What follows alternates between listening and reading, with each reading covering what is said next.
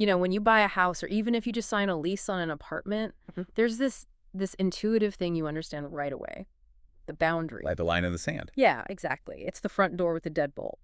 Or maybe it's a wooden fence wrapping around the backyard.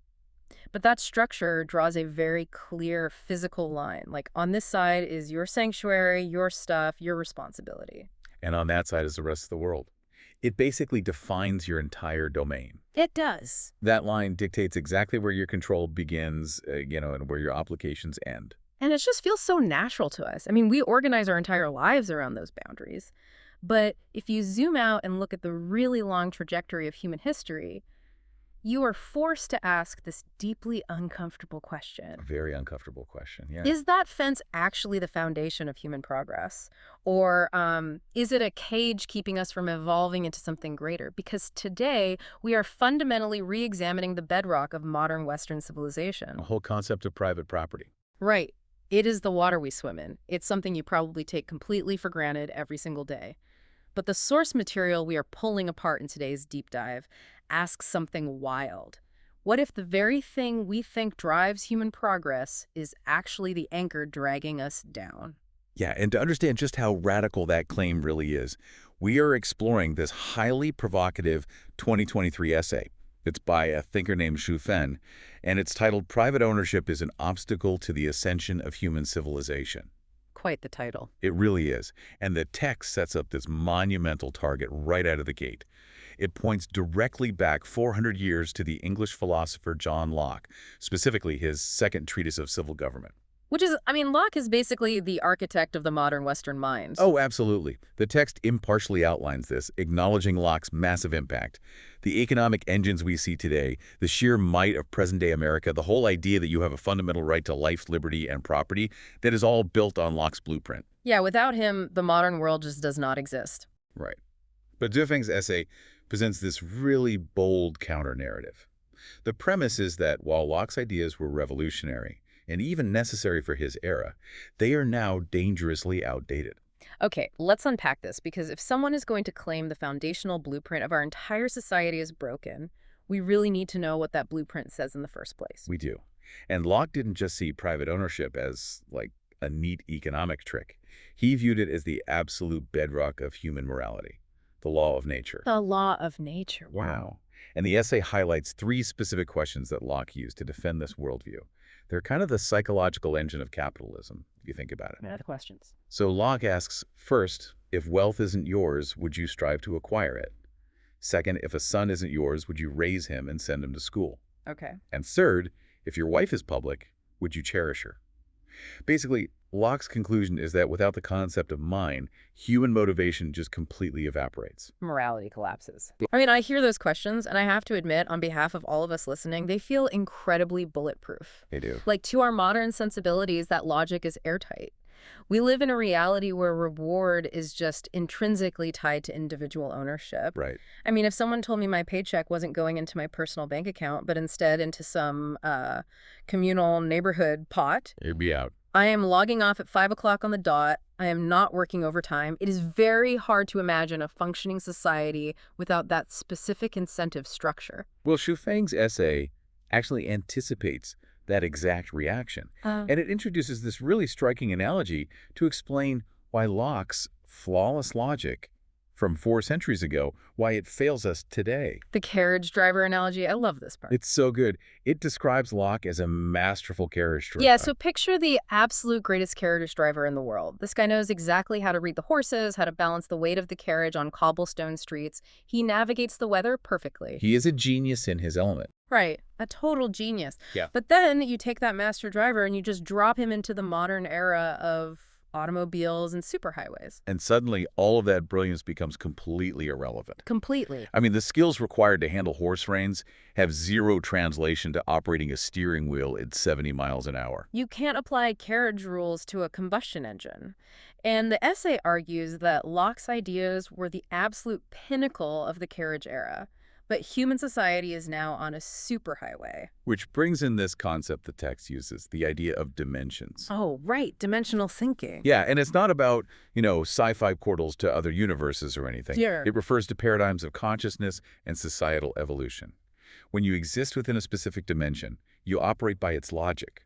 You share its viewpoints. So Locke makes perfect sense to us because we are currently standing inside his dimension. Precisely. We are playing by the rules of the carriage era. If you are standing in a higher dimension, the viewpoints of a lower dimension look almost laughable. It's like trying to explain internet cloud storage to someone whose entire understanding of media is renting a physical VHS tape from Blockbuster. That's a great way to put it. If they only understand physical objects that you have to return by Friday, the idea of an invisible, shared digital library just seems insane. They are operating on a completely different technological dimension. And the text claims that from a higher dimension of civilization and advanced form, our fierce attachment to fences and bank accounts looks just as primitive. Well, if Locke's carriage driving rules are outdated for our modern automobile era, we really need to look at the actual damage this outdated driving is causing, right? We do, and this is where the text moves from philosophical theory to some incredibly severe real-world allegations against private ownership. Yeah, it does not pull punches at all. It points to private ownership as the core factor generating conflicts, wars, and turmoil. But the most pressing consequence it outlines is ecological. The ecological destruction, yes. The text points to private property as the chief culprit behind the squandering of natural resources. It specifically lists deforestation, land desertification, water and atmospheric pollution, basically a complete ecological trend toward collapse. What's fascinating here is how the text connects all of this ecological collapse directly to human selfishness. And it claims this selfishness is bred entirely by private ownership. So it's a structural problem. Exactly. Unlike Locke, who assumed humans are inherently selfish, that it's just our nature, this text claims human nature follows something called the cosmic holographic theory. Okay, the name sounds super intimidating. It does sound like a physics lecture. But the concept is fascinating. Can you break down how this holographic theory actually works in terms of human behavior? Sure. So think about an actual optical hologram. If you take a holographic photograph and you shatter the glass into 50 pieces, you don't get 50 separate, broken fragments of an image. Right. Every single tiny shard, no matter how small, contains the complete visual information of the entire original picture. It's wild to think about. It really is. And the text applies this principle to human nature. It argues that a human being isn't just one isolated thing. We possess humane traits, animalistic traits, and divine traits all at once. We hold the whole picture. Exactly. And the text uses this brilliant agricultural analogy to bring that concept down to earth for the reader. It talks about orange seeds. Oh, the Huai River analogy. Yes. So, if you take an exact orange seed and plant it south of the Huai River, it grows into a tree that yields sweet oranges. But if you take that genetically identical seed and plant it north of the river, it yields bitter trifoliate oranges. The seed didn't change at all. Not one bit. The soil and the climate dictated which traits manifested. And what the text is arguing here is that private ownership is simply the bad soil north of the river. Right. It's an environment built on scarcity. It is. And if you are forced to fiercely protect your piece of the pie just to survive, the environment is actively bringing out our animalistic, bitter, selfish traits. You kind of have to be selfish to win in a system designed around fences. So true. But then, if private ownership is the bad soil north of the river, the natural question is, what does the good soil actually look like? The million-dollar question, or I guess the non-million-dollar question in this case. Exactly. And this transitions us smoothly to the text's proposed alternatives. It expands its scope drastically, moving way beyond human history to conceptualize different forms of cosmic civilizations. Yeah, it claims there are 20 different types of civilizations in the universe, and it uses these wild algebraic models to explain the differences. The math models. Yeah, it mentions a civilization represented by the variables, XYZ, and contrasts it with one represented by negative variables, XYZ, and there are profound differences even within like XYZ. And those variables basically function as a coordinate system for society's values. The core rule across all these cosmic models is really important here. What's the core rule? The author states that the more advanced a civilization is, the further it moves away from human selfishness and private ownership. So you can't take the concept of mine into a higher dimension. Exactly. You leave it behind. But then the text brings it all back down to Earth, literally. It outlines a 14-year experiment conducted on Earth by an organization called Life Genuine. They didn't just theorize about the good soil, they actually tried to build it. And here's where it gets really interesting, because this experiment wasn't about testing public ownership. No, not at all. They weren't trying to recreate traditional communism or state-run enterprises, and obviously they weren't doing capitalism. It is described as a non-ownership model, attempting to replicate the most human-like cosmic patterns. We should probably define that distinction because it's vital. Public ownership still implies that some collective entity, like a state, owns the resources, which still breeds power struggles.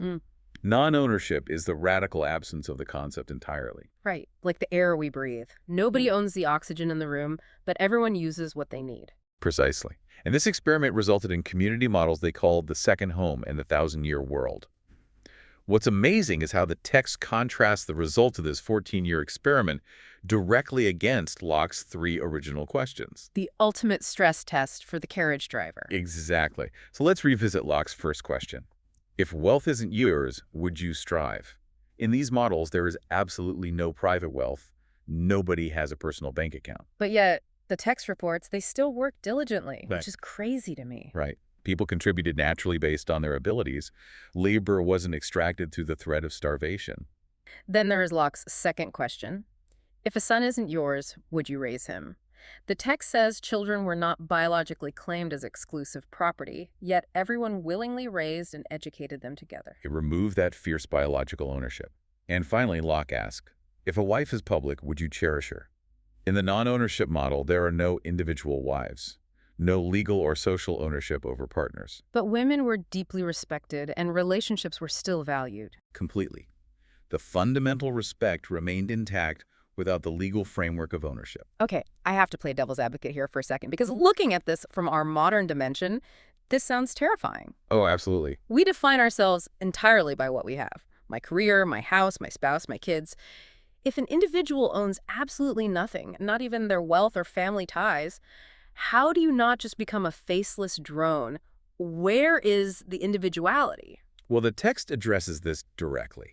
And if we connect this to the bigger picture, it leads to this ultimate philosophical paradox. What's the paradox? Genuine individuality arises from selflessness, and self-discovery unfolds through self-abandonment. Self-discovery through self-abandonment. Wow. The text asserts that to have everything, one must possess nothing.